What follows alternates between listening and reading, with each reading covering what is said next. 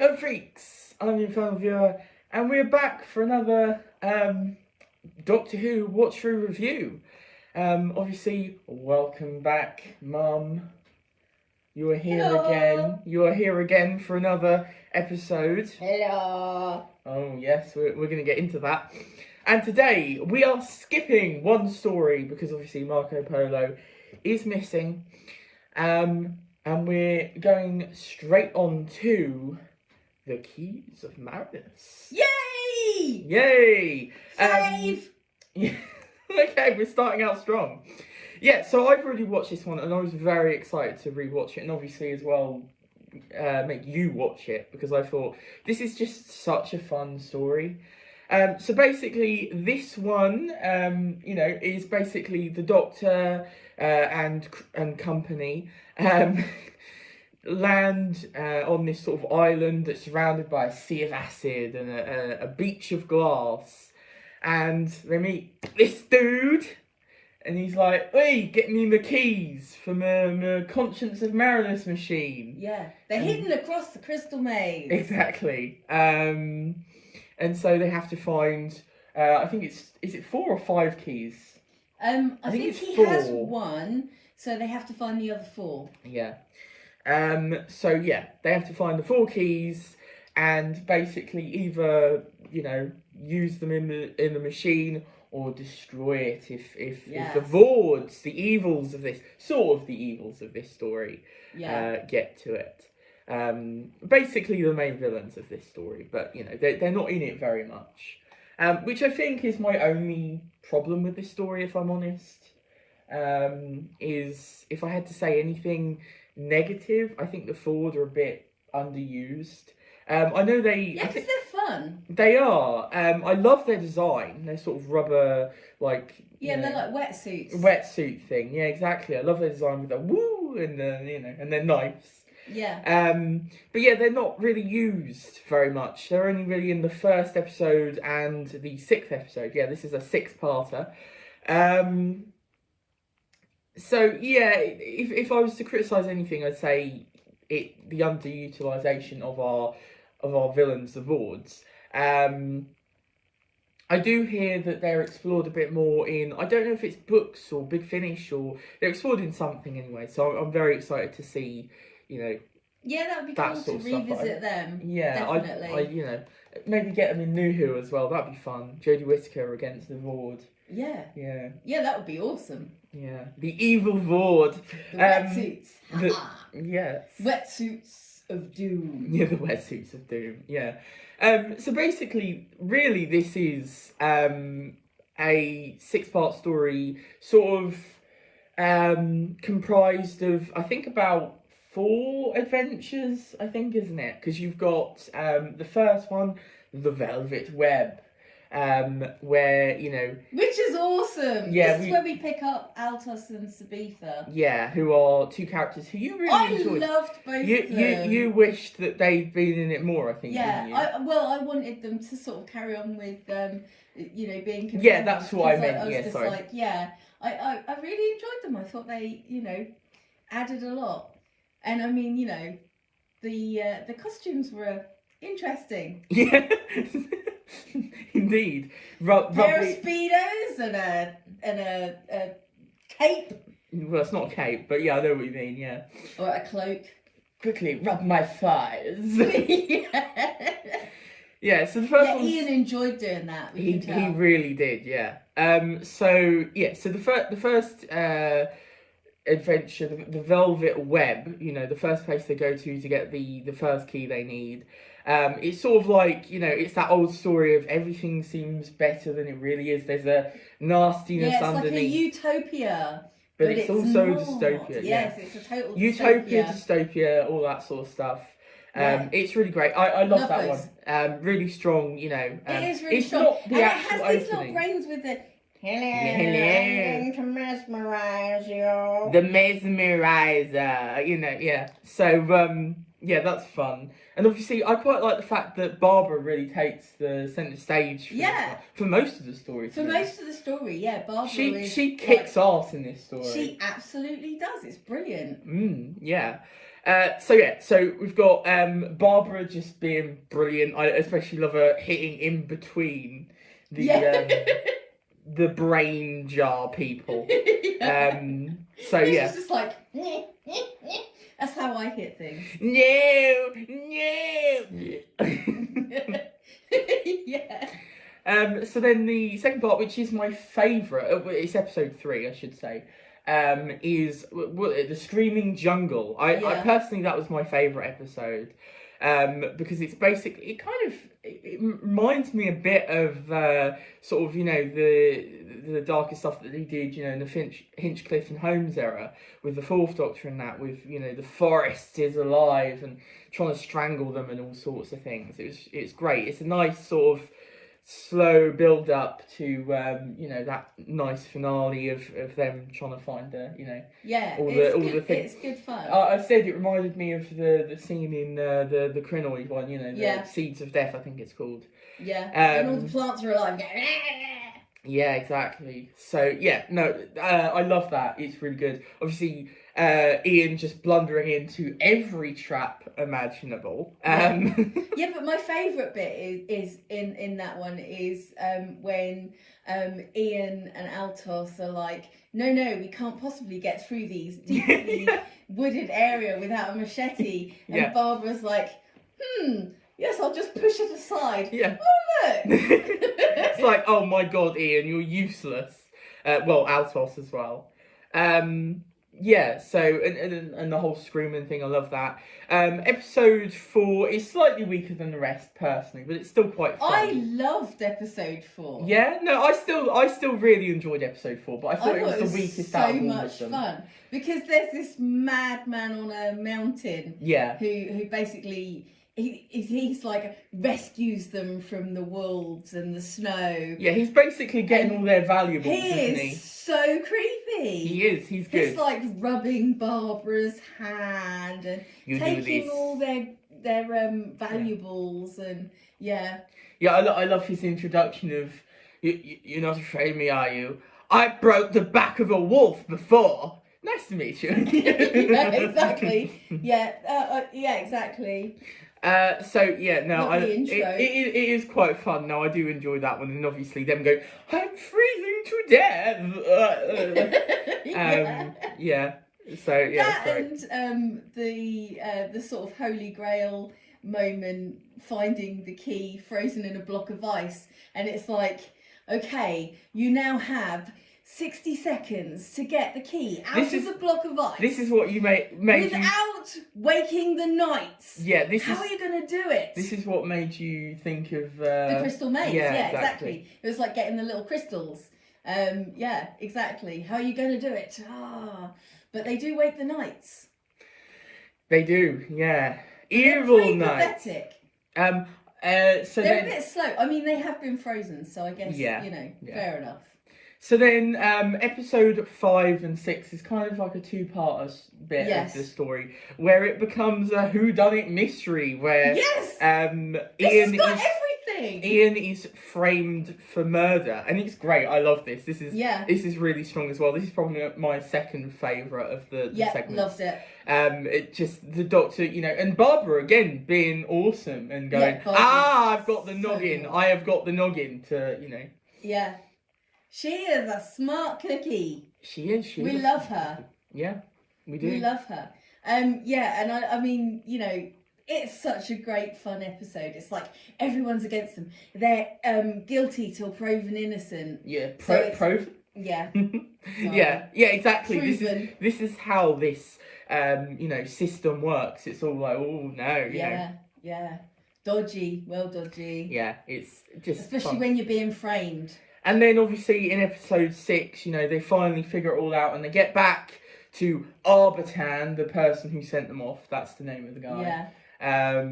And it turns out that Arbitan had died. Well, we see it in the first episode, because the first episode is actually a really nice opening, isn't it? With exploring the island and then meeting Arbitan and meeting the shoes Vords. dissolving in acid. Yeah, and shoes dissolving in acid. Yeah, exactly. So yeah, it's a nice opener. I do find it's interesting. A lot of these have really good first episodes, just nice opening, sort of slowly unveiling everything and getting you ready for the adventure ahead. It's great. Yeah. And then obviously the final where everything comes together. They blow up the conscious of Marinus because Ian gives the fake key because he knew he had the noggin in the end. We didn't know if he had the noggin, but he did, apparently. I knew he had the noggin because I also share a brain cell with Ian occasionally. Yes. Yes. So yeah, they stop the evil Vord, and obviously, you know, off they go in their TARDIS to the Aztecs, which we'll cover next time.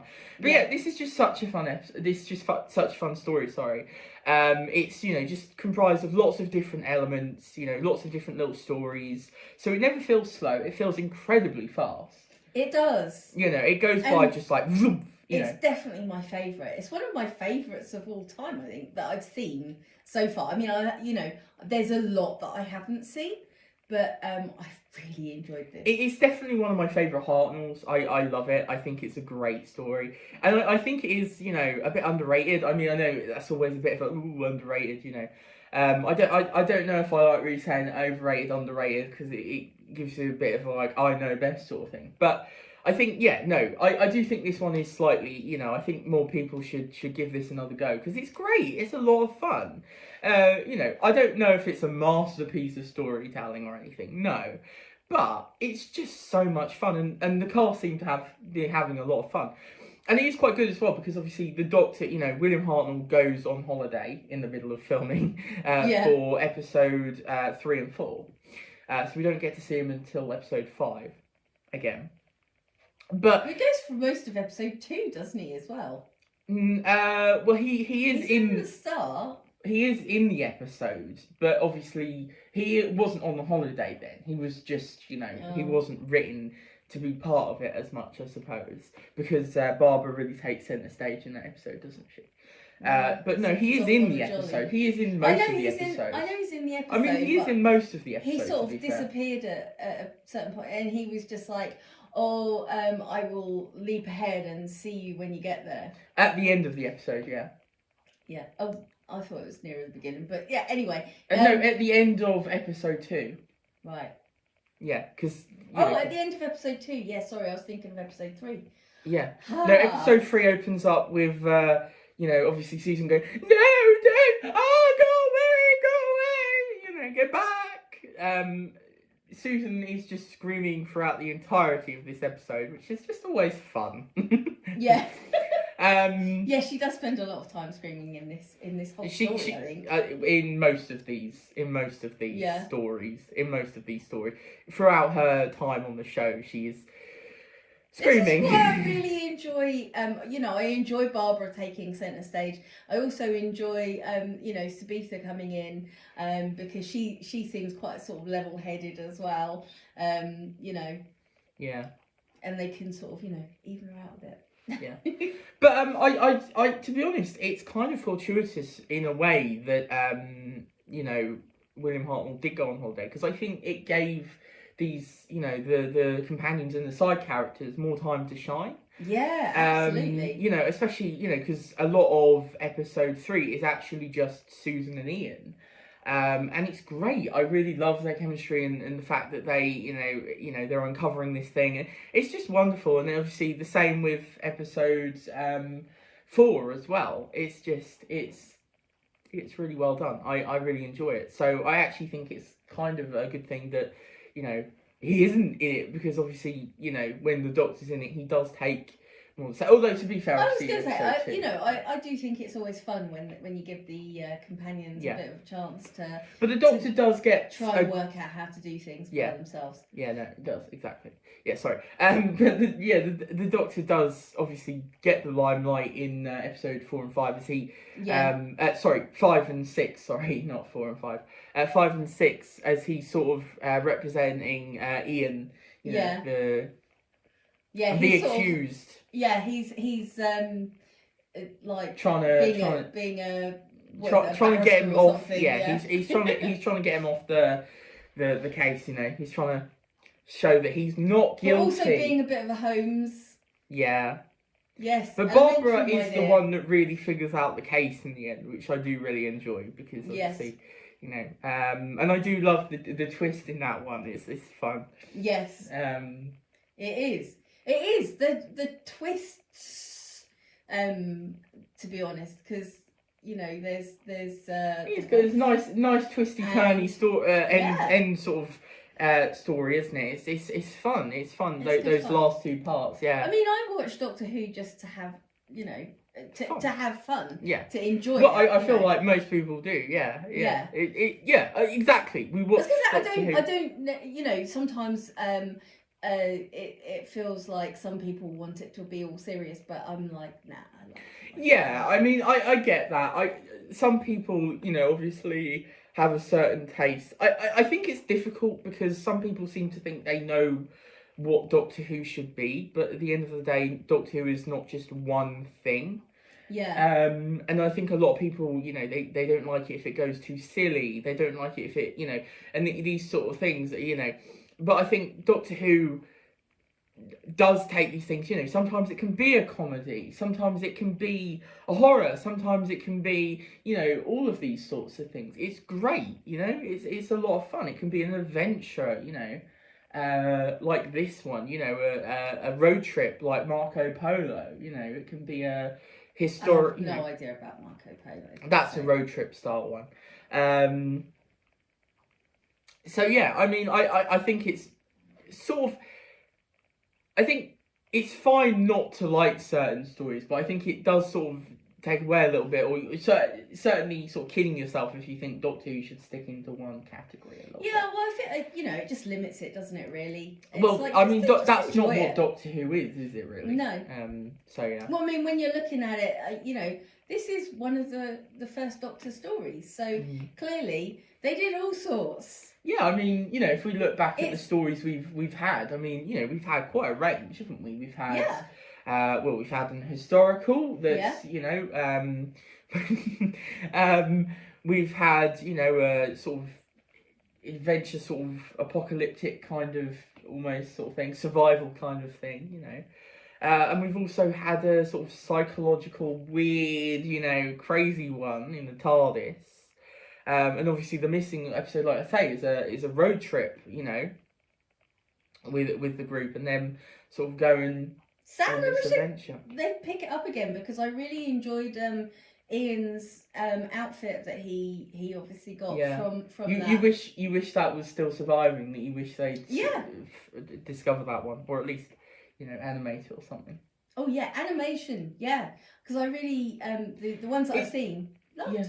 Thought they were great. I mean, it's kind of difficult, isn't it? Because I think they say, you know, it's all about budget. I mean, if there's lots of costumes and sets, which that one I think would be a bit difficult because there are so many different sets, and I think probably costumes as well. I was going to say, I don't know anything about it, so, you know, it's probably, you know, it's easy for me to say, oh yeah, they should do this.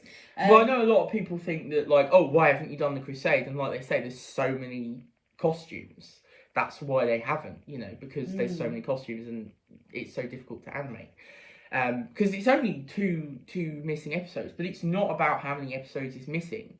You know, they can do 6 parts, they can do long ones. It's about, you know, how many sets are there, how many costumes are there, you know.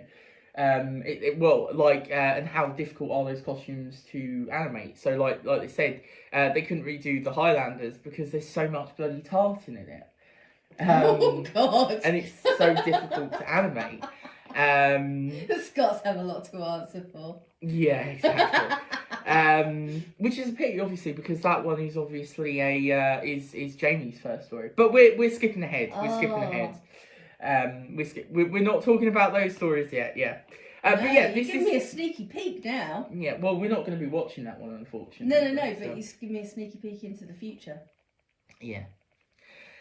So yeah, anyway, absolutely love this. This is so much fun. It's just an adventure through and through. And obviously, like, this is Terry Nation again.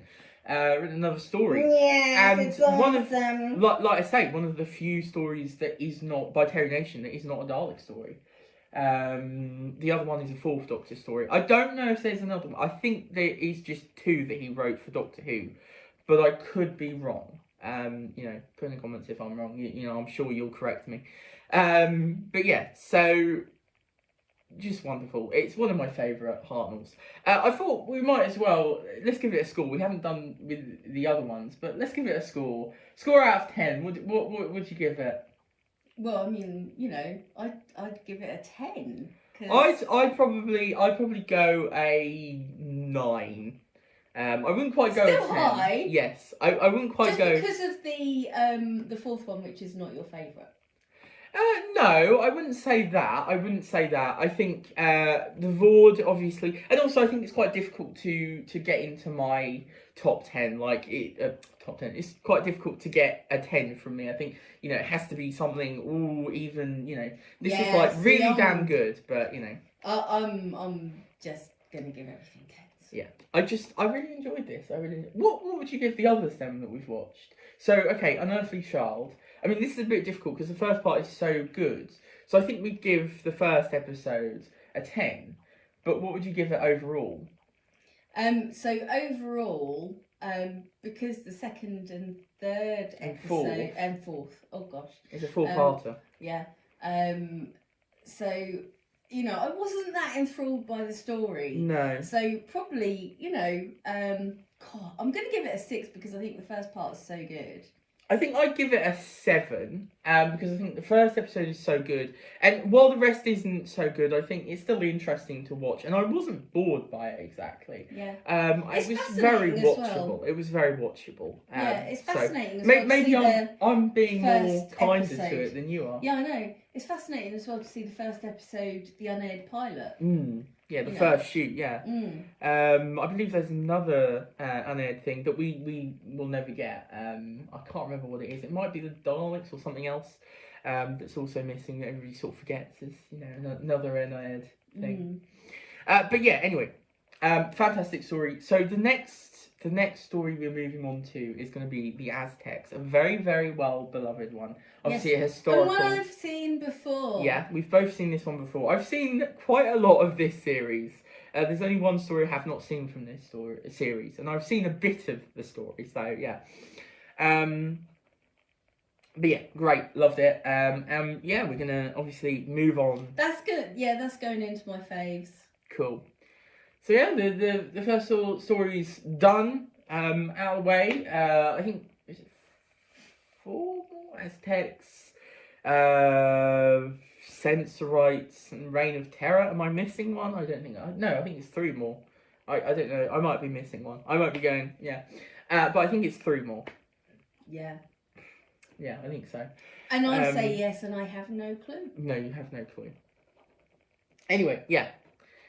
Very excited to move on. It's great. I'm really enjoying this. So much fun. I love watching the First Doctor. I must say, there's something very, very just fun and relaxing watching the First Doctor. Yeah. Yeah, he's really good. I've not watched him like a ton. I don't generally reach for a First Doctor story. But I really do. I really do enjoy First Doctor stories still.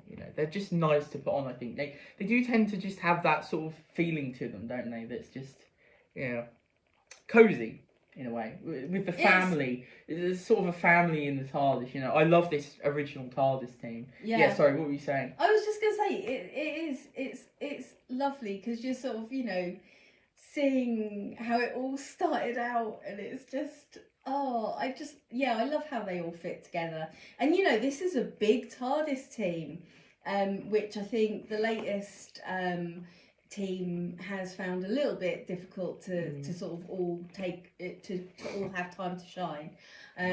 So it's good to see how they did it in the beginning. Yeah. Because it is, like I say, it's a big TARDIS team. There's 4 of them, so. Yeah, 3 companions and a doctor. And it works. It works brilliantly. I love all of them. It does, yeah. Yeah.